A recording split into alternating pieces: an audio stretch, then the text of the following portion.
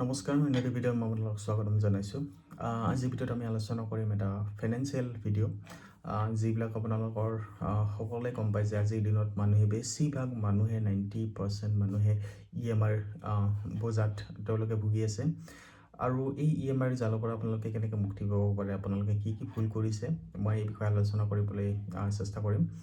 চ' প্ৰথম কথা হৈছে কি, যেতিয়া আপোনালোকে আজিৰ দিনত মই দেখিছোঁ বেছিভাগ মানুহ EMIৰ ক্ষেত্ৰত বেছি সজাগ নহয়।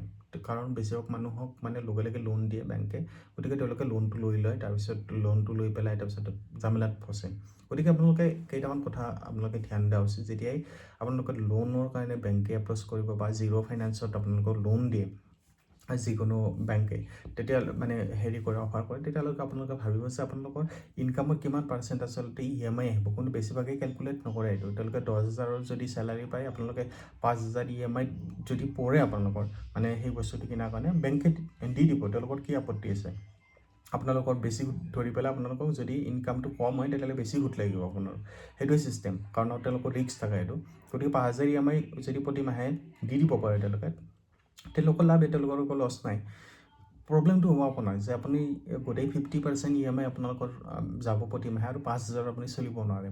গতিকে সেই বস্তুটো, যিটো বস্তু ল'ব লগা আছিল, আপোনাৰ গাড়ী হওক, আপোনালোকৰ ঘৰ হওক বা আপোনালোকৰ মোবাইল হওক, সেই বস্তুটো যদি আপুনি কেলকুলেট কৰিছে মই 2-3 মাহমান ৰ'লে বা মই 2-3 বছৰ ল'লে সেই বস্তুটো পাম নেকি, ডাঙৰ বস্তুৰ ক্ষেত্ৰত বা ঘৰ চৰৰ ক্ষেত্ৰত কৈছোঁ, বা মোবাইল চোবাইলৰ ক্ষেত্ৰত মই 6 মাহ ৰৈ দিলে আৰু বস্তুটো মই EMI নোহোৱাকৈ পাৰিম নেকি, সেইটো আপোনালোকে চেষ্টা কৰিব লাগে।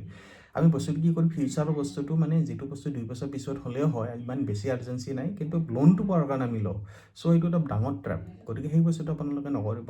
যাতে আপুনি যদি চাই, আপোনালোকে যদি 20 লাখৰ লোন এটা লয়, আপোনালোকে সুদ কিমান দিয়ে, আপোনালোকৰ 3-4 লাখ আপোনালোকৰ সুদ গুচি যাব তাত, মিনিমাম বেছিয়ে যাব চাগে তাত আপোনালোকৰ সুদ, যদি 4-5 বছৰৰ এনেকৈ পাৰ্চনেল লোন লয়। গতিকে সেই বস্তুখিনি তাতকৈ আপোনালোকে সেই যদি লোন নলয় 3 বছৰ পিছত, 4 বছৰ পিছত আপোনালোকৰ জমা হয় সেইখিনি পইচা, তেতিয়াহ'লে সেই 4 লাখটো বাচিলে হয় আপোনালোকৰ। আৰু বস্তুটো কি হয়, আপোনালোকৰ মেণ্টেল পিছ এটা থাকে। যেতিয়া আপোনালোকে লোনটো লয়, আপোনালোকে নাভাবে যে আচ্ছা মোৰ ইমান টকা EMI আছে, কিন্তু মই সেই বস্তুটো যে আৰু নেক্সট 5 বছৰৰ কাৰণে সেইটো দিব লাগিব, তেতিয়া ভাৱ নহয়। প্ৰথমে আপোনালোকে ধৰক গাড়ী এখন ল'লে, কিবা এখন ল'লে, তেতিয়া আপুনি 6 মাহত নিজৰ মনৰ ইচ্ছামতে আপোনালোকে পইচাটো দিব, যে EMIটো দিব।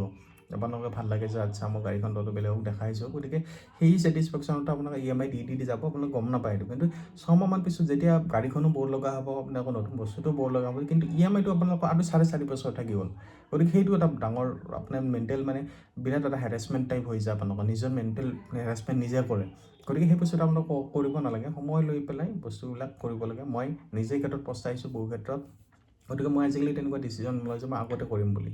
আচলতে মই পাৰোঁ, মই ফাইনেন্সিয়েলি মই এতিয়াও যে যিমান EMI আছে বা হেৰি আছে, মোৰ এতিয়াও এইটো 1/3 চেলাৰীৰ আপোনালোকৰ 3 ভাগৰ 1 ভাগ থাকিব লাগে মেক্সিমাম আপোনালোকৰ 50%লৈকে দিয়ে বেংকে, কিন্তু 50% দিলে আপোনালোকে এতিয়াও নল'ব।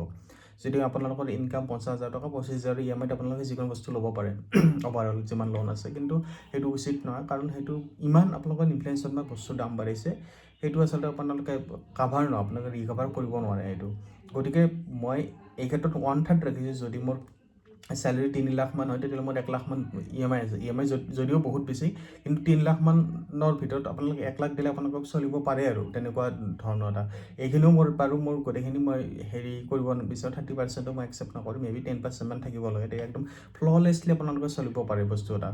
গতিকে 30%লৈকে আপোনালোকে মেক্সিমাম কৰক, চব অভাৰঅল লোন লৈ পেলাই আপোনালোকে 30% মেক্সিমাম স্পেণ্ড কৰিব পাৰে EMIত। আৰু আপোনালোকৰ তেনেকুৱা এটা চিকিউৰ জব বা বিজনেছ এটা থাকিব লাগে যে আপোনালোকৰ ইনকামটো অন্ততঃ 10-12% মিনিমাম পাৰে। আপোনালোকৰ ইনফ্লেশ্যন যদি আপোনালোকৰ 6-7% হয়, আৰু বস্তুৰ দাম যদি 6-7%কৈ বাঢ়িছে, আপোনালোকৰ যদি চেলাৰী দৰমহা আপোনালোকৰ 10-12% মিনিমামকৈ বাঢ়ি আছে, তেতিয়াহ'লে তেনেকুৱা এটা ডিচিজন ল'ব, 30%লৈ যাম। নহ'লে আপোনালোকক মই ক'ম যে 10% থাকক আপোনালোকে। আৰু সেইটো আপোনালোকৰ ফিজিবিলিটিত এটা কথা আছে যে চৰকাৰী চাকৰিত আপোনালোকৰ পইচা বঢ়াৰ কোনো চান্সেই নাই। একদম মিনিমাম পইচাখিনি বাঢ়ে। ইনফ্লেশ্যন যিমান বাঢ়ে, বস্তুৰ দাম যিমান বাঢ়ে, তাতকৈ 1-2% মান বেছি দিয়ে, আৰু যিটো একদম নগণ্য। গতিকে সেইখিনি দি আপোনালোকৰ নহয়। যদি আপোনালোকে ডাঙৰ বিজনেছ বা কৰ্পৰেটৰ জব কৰে, তেতিয়াহ'লে আপোনালোকৰ সেইটো কথা বাৰু বেলেগ, কাৰণ আপোনালোকে চেলাৰীটো বঢ়াব পাৰে, আপোনাৰ চান্স এটা আছে। আচ্ছা মোৰ বিৰাট প্ৰেছাৰ পৰিছে, মই জব চেঞ্জ কৰি দিওঁ বা বিজনেছ এটা নতুনকৈ কিবা এটা মুনাফা মোৰ আহিব, মই সেইটো এটা প্লান কৰিব পাৰোঁ। কিন্তু আপোনালোকৰ চৰকাৰী চাকৰিৰ ক্ষেত্ৰত তেনেকুৱা নহয়। গতিকে এই EMI ট্ৰেপখিনিৰ পৰা আপুনি বাচিবলৈ নিজৰ মনটো ঠাণ্ডা কৰিব লাগিব আপোনালোকৰ প্ৰপাৰ প্লানিং লাগিব যে মই 10% বা 30% মেক্সিমামৰ ওপৰত মই EMIটো নিদিওঁ আৰু বস্তুটো আপোনালোকে সেই বস্তুখিনি EMIত কিমান মানে ইণ্টাৰেষ্ট যাব সেইটো আপোনালোকে লৈ পেলাই আপোনালোকে ভাবিব যে এই বস্তুখিনি যদি মই 2 লাখ টকা বেছি ইণ্টাৰেষ্টত দিছোঁ সুতত দি আছোঁ ৰাদাৰ দেন ডেট মই সেই বস্তু পইচাটো যদি এমাউণ্টটো মই হেৰিত ফিক্স ডিপজিট হওক বা মই ক'ৰবাত ইনভেষ্ট কৰি থৈ দিওঁ মই কিমান পাম তেতিয়াহ'লে আপোনালোকে গম পাব যে মই আচ্ছা মই 2 লাখটো ইনভেষ্ট কৰিলে দেখোন মোৰ মানে 12% ইণ্টাৰেষ্ট আহিলেও দেখোন মোৰ কিমান আহিব 24,000 দেখোন বছৰত আহিব 2 বছৰত দেখোন প্ৰায় মই 50,000 টকা পাম গতিকে মোৰ মানে 2 বছৰৰ ভিতৰত 8 লাখ টকা লছ হৈ গ'ল একটো ইণ্টাৰেষ্টটো মই দিলোঁ আৰু সেই 50,000টো নাপাম গতিকে আপোনালোকে EMI ল'লে মানে 2 লাখ নহয় আচলতে আপোনালোকৰ 2.5 লাখ লছ গতিকে সেই বস্তুটো মানুহে কেলকুলেট নকৰে তাৰমানে এটা বস্তু মানে ইনকামিং এটা হৈছে আউটগোয়িং গতিকে আমি ইণ্টাৰেষ্ট দিয়াতকৈ আপুনি ইণ্টাৰেষ্ট লওক আপুনি মানে ক'ৰবাত ইনভেষ্ট কৰি পেলাই এটা ফাষ্ট ডিফাৰেঞ্চ হৈ যায় এইটো বস্তু গতিকে এইটো বস্তু মানুহে কেলকুলেট নকৰে বেংকেও আপোনাক নেদেখায় যে আপোনালোকৰ 2 লাখে গৈছে আপুনি ইমান ডাঙৰ বস্তু এটা পাই গৈছে কিন্তু সেই বস্তুটো যে ইনভেষ্ট কৰিলে আৰু কিবা কিবি কৰিব পাৰে সেই বস্তুটো তেওঁলোকে নকয় গতিকে যিকোনো বস্তু আপোনালোকে EMIৰ ক্ষেত্ৰত মানে আপোনালোকৰ চেলাৰীৰ লগত কম্পেয়াৰ কৰি পেলাই হয় বেলেগ এজনৰ লগত আপোনালোকে কম্পেয়াৰ নকৰিব সি লৈছে বুলি মই ল'ব লাগিব তেনেকুৱা কথা নহয় বহুত মানুহ দেখাব ইভেন মোৰ লগৰ ল'ৰা ছোৱালীয়ে তেওঁলোকে ঘৰ এটা তেওঁলোকৰ 2-3 কোটিতেই তেওঁলোকে ঘৰ লৈছে তেওঁলোকে ল'ব পাৰে কাৰণ তেওঁলোকৰ মাক দেউতাকৰ ওপৰত মানে মাক দেউতাকক দিব লগা তেওঁলোকৰ একোৱেই নাই বা তেওঁলোকৰ বিয়াখনতো মাক দেউতাক সম্পূৰ্ণ মানে খৰচ কৰি দিছে তেওঁলোকে 1 টকাও দিব লগা নাই কিন্তু আমাৰ দৰে মানুহৰ ক্ষেত্ৰত কি হয় যে আমি গোটেইখিনি দিব লাগিব আমি গাড়ী এখন ল'লেও লাগিব তেওঁলোকৰ গাড়ী এখন ল'লেও সেইটো বস্তু কি হয় তেওঁলোকৰ ঘৰত আছে গাড়ী এখন এটা মানে মাক দেউতাকে লৈয়ে থৈছে গতিকে তেওঁ এখন নতুনকৈ লৈছে বেলেগক খৰচ কৰিব লগা নাই গাড়ীখনতে ইনভেষ্ট কৰি থৈছে তেওঁলোকে পাৰে সেই বস্তুটো গতিকে বেলেগৰ লগত কম্পেয়াৰ কৰি পেলাই কেতিয়াও EMI নল'ব সকলোখিনি বেলেগ বস্তু কিছুমানৰ আছে